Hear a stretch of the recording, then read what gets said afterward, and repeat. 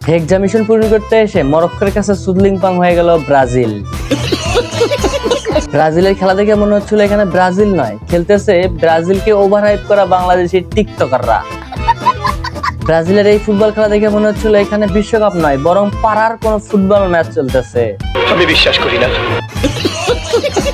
এই ব্রাজিলকে নিয়ে এতই ওভারহাইপ মনে হচ্ছিল যে এবার ব্রাজিল ফুটবল একদম ফাটায় ফেলবে, বিশ্বকাপ নিয়ে একদম ফাটায় ফেলবে, কিন্তু শেষে কি হলো? একদম কাঁচকলা।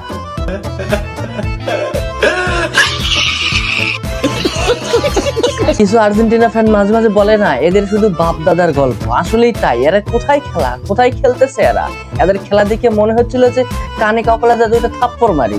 কিছু করার নেই, এটাই বাস্তব। কোনো একটা সিঙ্গেল প্লেয়ার এই ম্যাচে কোনো ভালো খেলতে পারে নাই। রাফিনহার বার্সেলোনাতে এতই খেলা, কিন্তু ন্যাশনাল টিমে একদম জিরো। ব্রাজিলের এই টিমে প্রত্যেকটা প্লেয়ারের ভিতরে যে একটা কেমিস্ট্রি থাকবে, একটা কম্বিনেশন থাকবে, এটা একদম নাই বললেই চলে। এইটা আমরা জানতাম। একটা বল পাওয়ার পর সুন্দর করে সেটা রিসিভ করা, আরেকবার সুন্দর করে কন্ট্রোল করে আরেকজনকে পাস করা, এটা ব্রাজিলের মধ্যে নাই। তাও সত্য। বল পাওয়ার পর যে যার মতো পাইতেছে এবং তারপরে তার মতো করেই হারাইতেছে। কোনোভাবে আর বলকে কন্ট্রোল করতে পারতেছে না, বলকে কোনোভাবে অ্যাটাকিং এ নিয়ে যেতে পারতেছে না।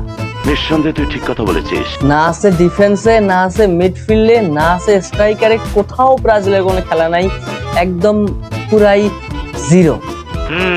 একমাত্র ভিনিসিয়াস ছাড়া আর কারো খেলা কোনো ভালো লাগে নাই। মানে মনে হচ্ছিল যে এটা একটা ব্রাজিল টিম খেলতেছে, যেই ব্রাজিল টিমের এতই হাইপ, যেই ব্রাজিল টিম এবার একদম ফাটায় ফেলবে, সেই ব্রাজিল টিম একদম প্রথম ম্যাচেই কাঁচকলা দেখালো।